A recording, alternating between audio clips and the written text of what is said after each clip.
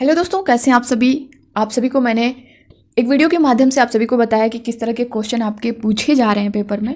तो दोस्तों बने रहिएगा इस वीडियो के साथ, लास्ट तक आप हर उस क्वेश्चन को सॉल्व कर ले जाएंगे।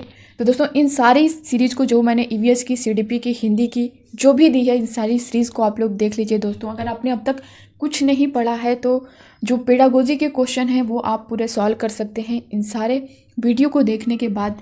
तो दोस्तों ज़रूर देखिएगा, क्योंकि कब कौन सा क्वेश्चन आपके सामने आ जाए, क्योंकि ये क्वेश्चन रिपीट हो रहे हैं। तो बने रहिएगा। अब स्टार्ट करते हैं। पहला क्वेश्चन, बाल विकास में आनुवंशिकता और परिवेश की भूमिका के संबंध में निम्नलिखित में से कौन सा कथन सही है। फर्स्ट है, परिवेश की भूमिका निश्चित होती है जबकि आनुवंशिकता के प्रभाव को बदला जा सकता है। सेकेंड, आनुवंशिकता की भूमिका निश्चित होती है जबकि परिवेशीय कारकों का प्रभाव न्यूनतम होता है। थर्ड है, आनुवंशिकता और परिवेश दोनों की भूमिका निश्चित होती है और इसे बदला नहीं जा सकता। फोर्थ है, विकास के विभिन्न क्षेत्रों में आनुवंशिकता और परिवेश के सापेक्ष प्रभाव अलग अलग होते हैं। तो दोस्तों जैसा कि क्वेश्चन में आप देख पा रहे होंगे, बाल विकास में आनुवंशिकता और परिवेश की भूमिका के संबंध में निम्नलिखित में से कौन सा कथन सही है, ये हमें आंसर करना है। परिवेश की भूमिका निश्चित होती है जबकि आनुवंशिकता के प्रभाव को बदला जा सकता है, ये नहीं होगा आपका। आनुवंशिकता की भूमिका निश्चित होती है जबकि परिवेशीय कारकों का प्रभाव न्यूनतम होता है, ये भी नहीं होगा। आनुवंशिकता और परिवेश दोनों की भूमिका निश्चित होती है और इसे बदला नहीं जा सकता, ये भी आपका बेस्ट आंसर नहीं होगा। विकास के विभिन्न क्षेत्रों में आनुवंशिकता और परिवेश के सापेक्ष प्रभाव अलग अलग होते हैं। दोस्तों ये आपका करेक्ट आंसर होगा। अगला क्वेश्चन देखेंगे, विकास के चरणों के संदर्भ में 2 से 6 वर्ष तक की अवस्था को क्या कहा जाता है। ऑप्शन फर्स्ट है प्रारंभिक बाल्यावस्था, सेकंड है मध्य बाल्यावस्था, थर्ड है शैशवावस्था, फोर्थ है किशोरावस्था। तो दोस्तों 2 से 6 वर्ष तक की अवस्था को क्या कहा जाता है, तो इसे प्रारंभिक बाल्यावस्था कहा जाता है, यानी फर्स्ट ऑप्शन हमारा करेक्ट होगा। नेक्स्ट क्वेश्चन आप देख पा रहे होंगे, 4 वर्ष की रिया को उसके माता पिता से डांट पड़ती है जब वह सब्जियां खाने से इनकार करती है। प्रतीकात्मक खेल खेलते हुए रिया इस व्यवहार का दोहराव अपनी गुड़िया पर करती है, इसका व्यवहार क्या दर्शाता है। ऑप्शन फर्स्ट है प्राथमिक समाजीकरण, सेकंड है द्वितीयक समाजीकरण, थर्ड है परिपक्वता, फोर्थ है आनुवंशिक क्रमादेशन को खोलना। जैसा कि क्वेश्चन में दिया है दोस्तों, पहले हम क्वेश्चन को समझेंगे। 4 वर्ष की रिया को उसके माता पिता से डांट पड़ती है जब वो सब्जियां खाने से इनकार करती है। प्रतीकात्मक खेल खेलते हुए रिया इस व्यवहार का दोहराव अपनी गुड़िया पर करती है। तो दोस्तों ये क्या होगा, प्राथमिक समाजीकरण, यानी फर्स्ट ऑप्शन हमारा करेक्ट होगा। नेक्स्ट क्वेश्चन आप देख पा रहे होंगे दोस्तों, जैसा कि वाइगोत्स्की, जीन पियाजे, चॉम्स्की और इनसे रिलेटेड क्वेश्चन आपके रिपीट हो रहे हैं। तो यहाँ पे इस क्वेश्चन को आप देख पा रहे होंगे, लेवाग्स्की के निकटस्थ विकास का क्षेत्र सिद्धांत में शब्दावली निकटस्थ दर्शाती है कि दी गई सहायता शिक्षार्थी की वर्तमान दक्षता की तुलना में कुछ नीचे है, या फिर कुछ ऊपर है, या फिर उसी स्तर पर है, या फिर बहुत ऊपर है। तो दोस्तों ये शिक्षार्थी की वर्तमान दक्षता की तुलना में कुछ ऊपर है, यानी सेकेंड ऑप्शन हमारा करेक्ट होगा। नेक्स्ट क्वेश्चन देखेंगे, विद्यार्थियों में पाई जाने वाली व्यक्तिगत भिन्नताओं को संबोधित करने के लिए विद्यालयों को किस तरह की शिक्षण शास्त्रीय युक्तियां अपनानी चाहिए। फर्स्ट है सभी विद्यार्थियों के लिए एक समान पाठ्यचर्या और आकलन अपनाना, सेकंड है विद्यार्थियों को उनकी संज्ञानात्मक योग्यताओं के आधार पर वर्गीकृत करना और उन्हें पृथक अनुभागों में पढ़ाना, थर्ड है लचीलेपन का भाव रखते हुए बच्चों के व्यक्तिगत भिन्नताओं को पोषित करना, फोर्थ है यह सुनिश्चित करना कि सभी बच्चों की व्यक्तिगत विभिन्नताओं को दूर किया जाए।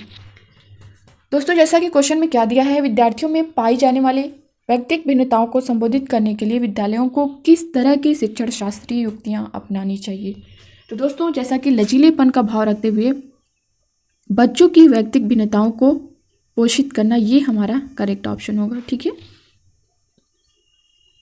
अगला क्वेश्चन हम देखेंगे, प्रतिभाशाली विद्यार्थियों को पढ़ाने के लिए शिक्षक को क्या करना चाहिए। किसको, प्रतिभाशाली विद्यार्थियों को। फर्स्ट है उन्हें स्वेच्छा से चयन किए गए उच्च स्तरीय और मौलिक पाठ्य सामग्रियों को पढ़ाने के लिए प्रोत्साहित करना चाहिए। सेकंड, अन्य विद्यार्थियों से अलग उनकी पृथक रूप से पहचान बनाने पर जोर देना चाहिए। उन्हें बाह्य परितोषक देकर अभिप्रेरित करना चाहिए।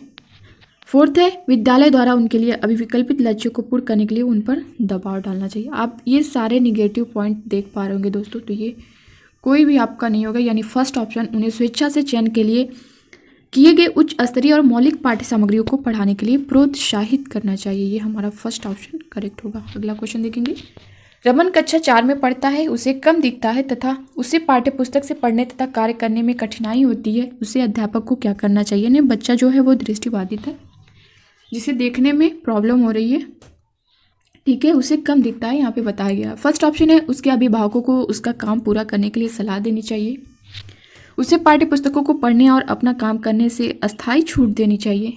दोस्तों ये कोई उसका वो नहीं है। उसे पाठ्य पुस्तक के पाठों की रिकॉर्डिंग उपलब्ध करवानी चाहिए, उसे अपने सहपाठियों की कापियाँ काम उतारने के लिए दे देनी चाहिए। नहीं दोस्तों, बच्चा क्या है, दृष्टिबाधित है, तो क्या करना है, उसे पाठ्य पुस्तक के पाठों की रिकॉर्डिंग उपलब्ध करवानी चाहिए। यानी जब बच्चा देख नहीं पा रहा है, कम देखता है, तो उसे आप पाठ्य पुस्तक की रिकॉर्डिंग देंगे तो बच्चा सुनेगा, सुनने में तो नहीं उसे कोई प्रॉब्लम है, तो वो सुन के उस काम को अच्छे से कर लेगा, खुद से कर लेगा, ठीक है।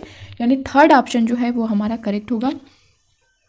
अगला क्वेश्चन आप देख पा रहे होंगे, एक प्राथमिक विद्यालय के अध्यापक के रूप में आप कक्षा में अधिगम निशक्तता वाले बच्चों की सहायता के लिए आकलन की कौन सी युक्ति का प्रयोग करेंगे। ऑप्शन फर्स्ट है अधिक से अधिक लेखन कार्य वाले परीक्षण पत्र बनाएंगे, नहीं। प्रदत्त कार्यों का मूल्यांकन करने के लिए लिखावट को एक मानदंड मानेंगे, नहीं। लेखन प्रदत्त कार्यों के मूल्यांकन में वर्तनी को महत्व नहीं देंगे। फोर्थ है लेखन कार्य का समय घटा देंगे, ये भी नहीं। यानी प्रदत्त कार्यों के मूल्यांकन में वर्तनी को महत्व नहीं देंगे, ये हमारा करेक्ट आंसर होगा दोस्तों, थर्ड ऑप्शन। अगला क्वेश्चन आप देख पा रहे विकास के कौन से सिद्धांत के अनुसार गामक विकास शरीर के मध्य से शरीर के बाहरी सिरे की ओर होता है। ऑप्शन फर्स्ट है शीर्षगामी, सेकंड है अधोगामी, थर्ड है मस्तिष्कीय, फोर्थ परिधीय। तो दोस्तों क्या पूछा है, अनुसार गामक विकास शरीर के मध्य से शरीर के बाहरी सिरे की ओर, ये अधोगामी होगा, यानी हमारा सेकंड ऑप्शन करेक्ट होगा। नेक्स्ट क्वेश्चन आप देख पा रहे हैं, बच्चों द्वारा पूरे वर्ष के दौरान किए गए विभिन्न कार्यों का संग्रहण जिसका लक्ष्य उनके प्रदर्शन का रिकॉर्ड रखना है कहलाता है।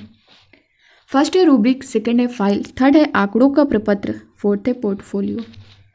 दोस्तों जैसा कि पोर्टफोलियो पर मैंने आपको एक वीडियो भी दिया है, उसमें क्या चीज़ें, पोर्टफोलियो होता क्या है, इसका उद्देश्य क्या है, इसकी विशेषताएं क्या है, इसके बारे में मैंने आपको डिटेल में बताया है। जिन लोगों ने नहीं देखा वो लोग जा कर के देख सकते हैं, 3 से 5 मिनट की वीडियो होगी। और यहाँ पे आपसे क्या पूछा क्या गया है, विभिन्न कार्यों का संग्रहण जिसका लक्ष्य उनके प्रदर्शन का रिकॉर्ड रखना है। तो यहाँ ये कहाँ पे होता है दोस्तों, ये पोर्टफोलियो में होता है। ये एक फाइल होती है जिसमें बच्चों की जो भी रिकॉर्ड होते हैं वहाँ पे रखे जाते हैं। तो दोस्तों ये थे आज के आपके क्वेश्चन जो एग्ज़ाम में पूछे जा रहे हैं, रिपीट हो रहे हैं, तो आप इन सारे क्वेश्चन पर ध्यान दीजिएगा। और दोस्तों आप जो मैंने कल का पेपर जो भी बताया था उसके बारे में, किस टॉपिक से क्वेश्चन आए थे, कैसे आए थे, उन वीडियो को मैंने देखा, आप लोगों ने बहुत प्यार दिया है। आपके वो पॉजिटिव कमेंट, आपका वो प्यार मुझे मोटिवेट करता है, मुझे बहुत खुशी देता है। थैंक यू दोस्तों, आपका ये प्यार, आपका ये सपोर्ट, बस इन्हीं चीज़ों की मुझे ज़रूरत है। तो बने रहिएगा इसी तरह से विजडम मास्टर चैनल के साथ। मिलते हैं आप नेक्स्ट वीडियो में नए कंटेंट के साथ, नए क्वेश्चन के साथ। तब तक के लिए बाय बाय, टेक केयर, खुश रहिए, पढ़ते रहिए।